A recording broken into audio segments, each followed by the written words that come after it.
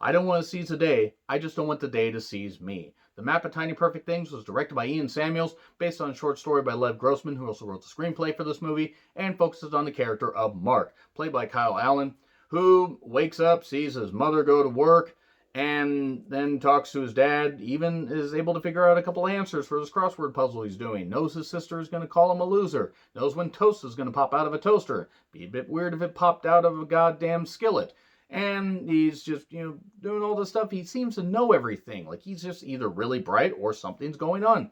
And he rides his bike to school.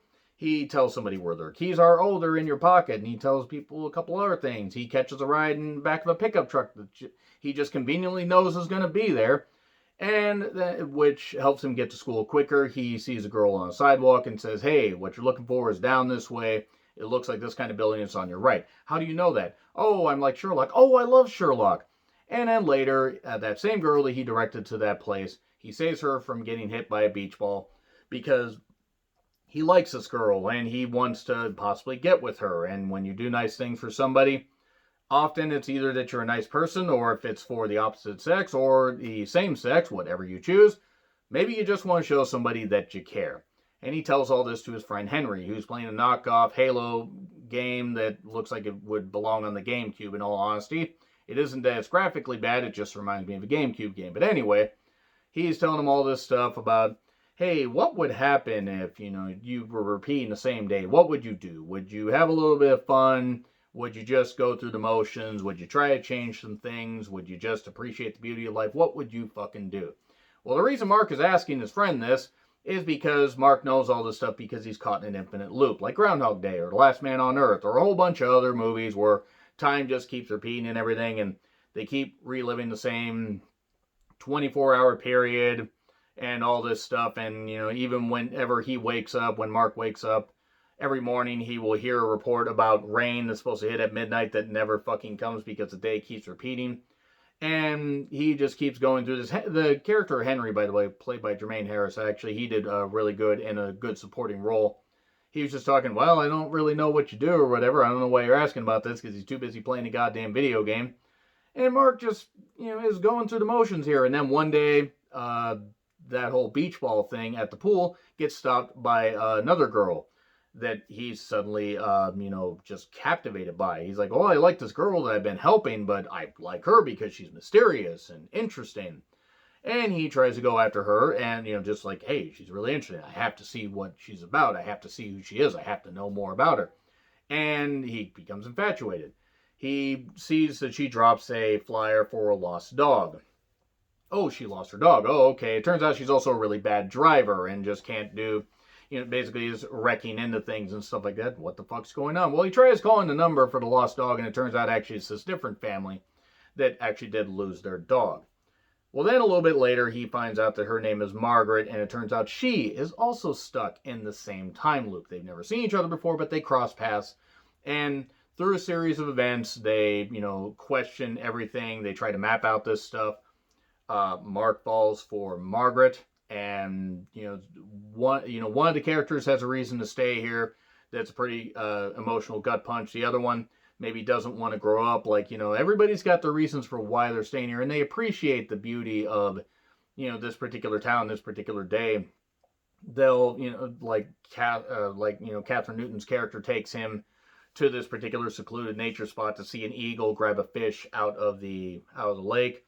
He shows her various stuff, like people dropping change in town. It's like, oh, I love being judgmental, and feelings develop, and one doesn't want to reciprocate. Not because they don't feel that, not because they don't feel the same, but because there is something holding them back. There's something holding them to this where they don't want to do. They don't want to commit. And I'm gonna not get into it until spoilers. But it's pretty goddamn emotional and makes sense why somebody would want to keep their distance. And there's a lot of great quotable lines. And I will say that this movie is familiar yet phenomenal. I fucking love this. I loved it. Kyle Allen was great. Catherine Newton, who I've loved since Paranormal Activity 4, even though, yes, admittedly, that movie wasn't all that great. I knew she had a bright future, and she has improved and done great things in the years since. And this is no exception. I haven't seen Freaky yet, but I heard she was good in that, and I have to watch that at some point. And I was curious how this was going to be. This movie reminded me a lot of All the Bright Places, except not nearly as depressing as All the Bright Places. I mean, yes, somewhat, but it's not nearly the gut punch of All the Bright Places. If you've seen that movie, you know. Don't spoil it in the comments, but if you know the ending, you know. Actually, kind of reminds me a bit of All Together now, and also the half of it. Just, you know, a lot of really good. Those are all available on Netflix, by the way. This is available on Amazon Prime, and is absolutely worth it. And since I was able to give it a shot, I'm really fucking glad I did. The writing is crisp. Both main characters, this movie lives and dies on its two main characters, and it's fucking phenomenal. They keep, you know, the budding romance and everything. It seems genuine and sweet. There's actual levity to it. Yes, it's familiar ground, the plot and all that, but it's really fucking good. It got me. It got me upset because of certain things that happen a little bit later. And this was just, it was really, really good and really sweet. And Catherine Newton and Kyle Allen really anchor this goddamn thing and just make this movie way better than it would have been had you put two other actors in there. I'm not saying other actors couldn't have pulled this off, but they just had such great chemistry that it just, beamed off the screen at you. And you could see the pain on both their faces where one wants something more and the other is holding back.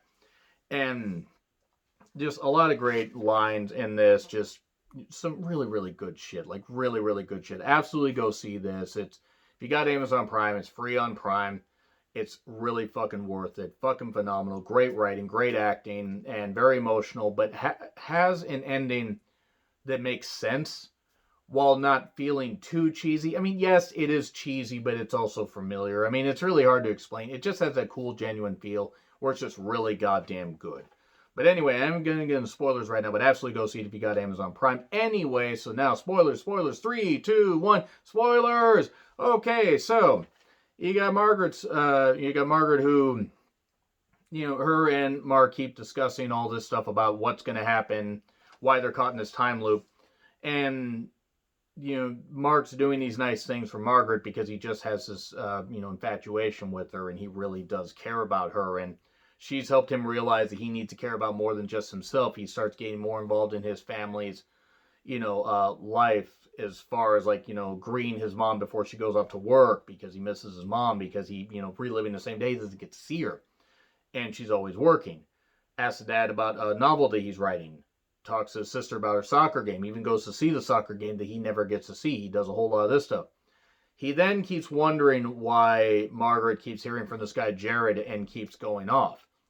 Well, even though they're sharing some cool romantic stuff, even at one point breaking up a goddamn show house, which I don't know why that would be considered something that somebody would want to do. She keeps going off at night, and he doesn't understand why. Well, then one day, after reliving all this stuff and, trying to get involved in his family's lives, he gets an skateboarding accident and ends up in the hospital. He sees Margaret. And he goes there and he sees that her mother has cancer. And he sees why. Because he hears the doctor's voice and realizes it's the doctor, not a boyfriend. And that made him realize that it wasn't his story, it was Margaret's. And eventually the mother has a discussion with her and says, yeah, you lose time, but you also gain it through the things you see. The map of tiny perfect things, so to speak. Mark even made a goddamn map where it was like seeing through this fourth dimension stuff they had talked about, and seeing this map and what could possibly change it. What could possibly break this loop.